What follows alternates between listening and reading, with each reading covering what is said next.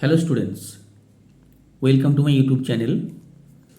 Today I am going to discuss about non-fictional prose. As you know, the French poet Paul Valkyrie compared prose to walking and verse to dancing. Verse is the more stylized form, while prose is functional and used for non-literary purposes also. But this doesn't mean that prose is a lower form. Prose can employ all the rhetoric techniques like simile, metaphor, personification, hyperbole, understatement, irony, etc. that verse uses. Prose can be rhythmic, though rhythm in prose is different from the music of poetry. Literary genres can use either prose or verse. Traditionally, the epic has always been in verse, but the qualities of an epic can be found in Leo Tolstoy's War and Peace, written in prose. Drama can be either in verse or prose. Greek drama and Elizabethan drama, which followed that tradition, was in verse. Shakespeare's tragedies are great poetic dramas, but he has many prose passages in his comedies, which are interspersed with songs. Modern English drama is in prose. T.S. Eliot is the only playwright to successfully attempt poetic drama. Poetry confers a certain heightening. Prose is derived from the Latin word meaning direct, straightforward. There are different literary forms of prose: the short story and the novel.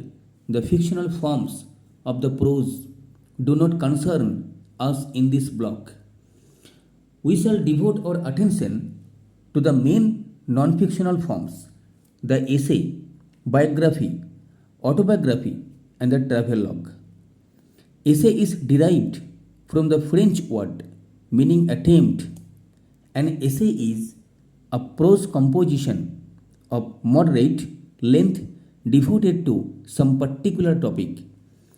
Essays are two types: formal essays and personal essays. Formal essays written by scholars in any field with the sole purpose of conveying ideas are also referred to as articles. Journals like Critical Quarterly or the Journal of Commonwealth Literature publish articles of literary criticism. A formal essay discusses the topic concerned in all objective and impersonal manner. Its primary purpose is to impart knowledge. Francis Bacon is known as father of English essays. He is well known for his aphoristic essays during Elizabethan and Jacobean age. Charles Lamb is known as Prince of English essays. The personal essay, written in a light style, seeks to entertain the reader. The style of the essay is often conversational. It can be anecdotal and generally reveals the personality of the author. In English literature, the essays of Elia, written by Charles Lamb, are famous specimens of the personal essay. A biography is the story of the life of an individual. Unlike history, which concentrates on facts and figures, a biography tries to project the personality of the subject, helping the reader to share that person's hopes and fears. In an autobiography, the author is his own biographer, so it tends to be more subjective. Events are seen through the consciousness of the protagonist. The passage of time may give much objectivity to the recollections. Essay is a literary device for saying almost everything about almost anything. Essays belong to a literary species whose extreme variability can be studied most effectively within a threefold frame of reference. These three poles are the personal and the autobiographical, the objective, the factual, and the concrete particular, the abstract universal. These things are propounded by Aldous Huxley.